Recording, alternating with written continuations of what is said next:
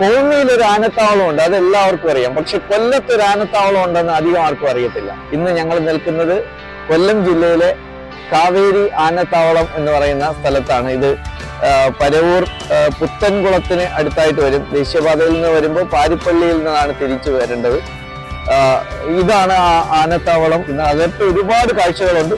ആ കാഴ്ചകളിലേക്ക് നമുക്കൊന്ന് കടന്നു ചെല്ലാം.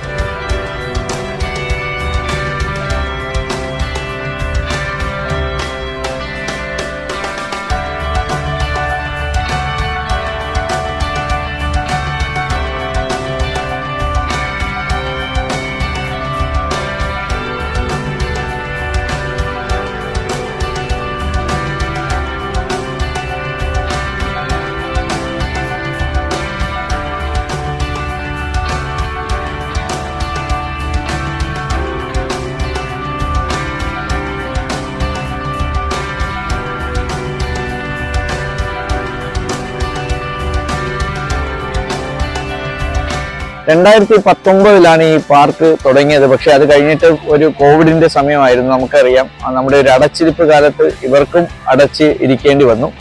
അത് കഴിഞ്ഞ് വീണ്ടും പ്രവർത്തനം ആരംഭിച്ചു. കൊല്ലത്ത് പുത്തൻകുളത്ത് ആനക്കൊട്ടിൽ അത് എല്ലാവർക്കും അറിയാവുന്ന ഒരു കാര്യമാണ്. കൊല്ലം ജില്ലക്കാർക്ക് എല്ലാവർക്കും അറിയാം. എന്നാൽ ഇന്നിപ്പോ ഇവിടെ ഈ പാർക്കിൽ അന്യ സംസ്ഥാനങ്ങളിൽ നിന്ന് പോലും ഒത്തിരി ആൾക്കാർ വരുന്നുണ്ട്. അത് ഇവിടെയുള്ള കാഴ്ചകൾ കാണാൻ തന്നെയാണ്. ഇത് നമുക്ക് നമ്മൾ ഈ പുസ്തകങ്ങളിലൊക്കെ പഠിച്ചിട്ടുള്ള ചില കാര്യങ്ങൾ, അതിന്റെ ഒരു ദൃശ്യ ആവിഷ്കാരം കൂടി ഇവിടെയുണ്ട്. ഇതിപ്പോ ചണ്ടാല ഭിക്ഷുകി എന്ന് പറഞ്ഞ വളരെ പ്രശസ്തമായ ഒരു ശില്പം, ആ ശില്പം, അതുപോലെ തന്നെ ഒത്തിരി കാഴ്ചകൾ. ഇങ്ങോട്ട് പോകുമ്പോൾ പക്ഷികളും ഒക്കെ ഉണ്ട്, നമുക്കതെല്ലാം കാണാം.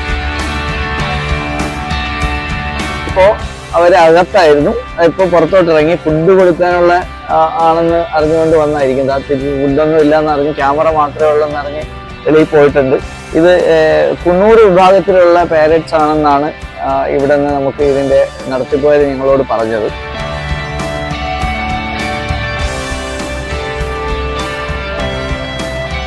ആനയ്ക്ക് ഇറങ്ങി കുളിക്കാനുള്ള ഒരു സൗകര്യമാണ് ചെയ്തേക്കുന്നത്. എന്നാൽ ചില ആനകൾ ഇവിടെ ഇറങ്ങാറില്ല. ഇവിടെ ഇറങ്ങുന്ന ആനകളും ഉണ്ട്. അപ്പോൾ ആനയെ കുളിപ്പിക്കുന്ന സമയത്ത് ചിലപ്പോൾ വിദേശികളായിട്ടുള്ള ആൾക്കാരോ ഒക്കെ വരുമ്പോൾ അവര് കൂടി ഒക്കെ ഇറങ്ങാറുണ്ട്. അതുകൊണ്ട് ഈ സുരക്ഷയൊക്കെ നോക്കിയിട്ടാണ് ഇവർ ഇതിന്റെ സജ്ജീകരണങ്ങളെല്ലാം ചെയ്യുന്നത്. ഇത് അതിനുള്ളൊരു ആനയെ കുളിപ്പിക്കാനുള്ളൊരു സംവിധാനമാണ്.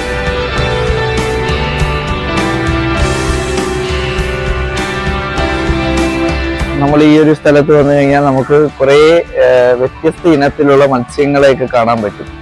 നല്ലൊരു അക്വേറിയമാണ് സെറ്റ് ചെയ്തേക്കുന്നത്. വളരെ നീറ്റ് ആൻഡ് ക്ലീൻ ആണ്.